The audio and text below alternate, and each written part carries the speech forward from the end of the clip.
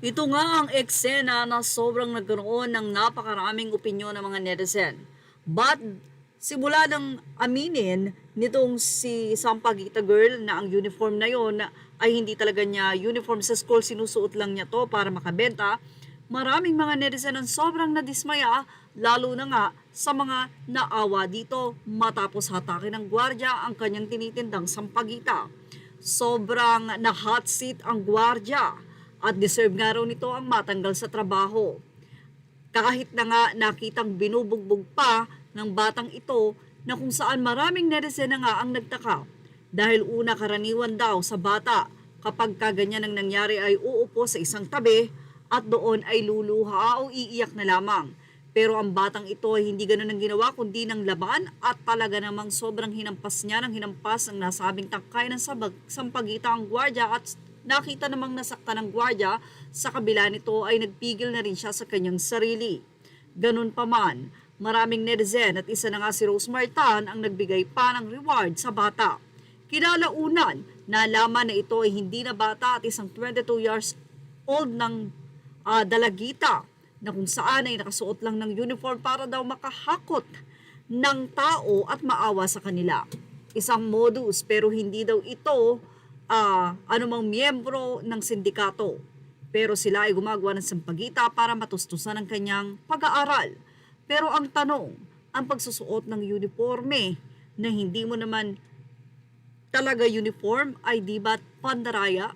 Marami ding mga netizen na madalas sa Mega Mall ang nagpatunay nito na ayon sa kanila, matitigas ang ulo ng mga batang ito kahit na nga paulit-ulit na sinasabihan ng gwardya at sila'y napapagalitan ng nasa taas ay hindi nakikinig. Kaya naman daw sana ay huwag humusga. Ilan ang nagsabi na ang ilan daw ay nasa sulok lang ang mga magulang. Kaya nang nalaman nila ito ay hindi na sila nagbigay.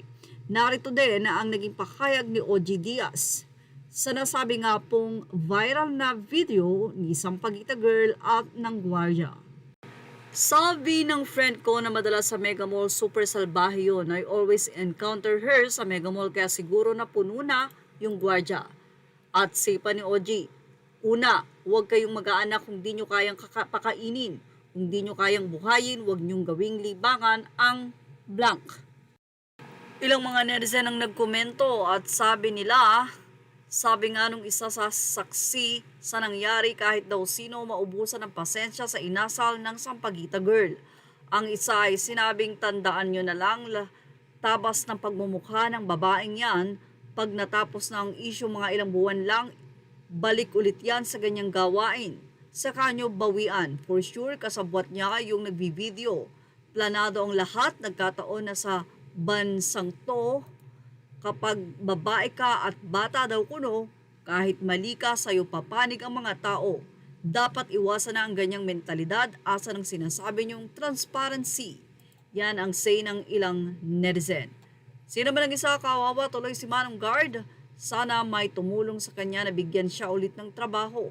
Natanggalan siya ng lisensya at trabaho ng dahil sa masamang ugali ni Girl. Kung pagod na siya sa buhay niya, huwag siyang mangdamay ng kapwa niya lalo na't kung may umaasang mga anak kay Manong.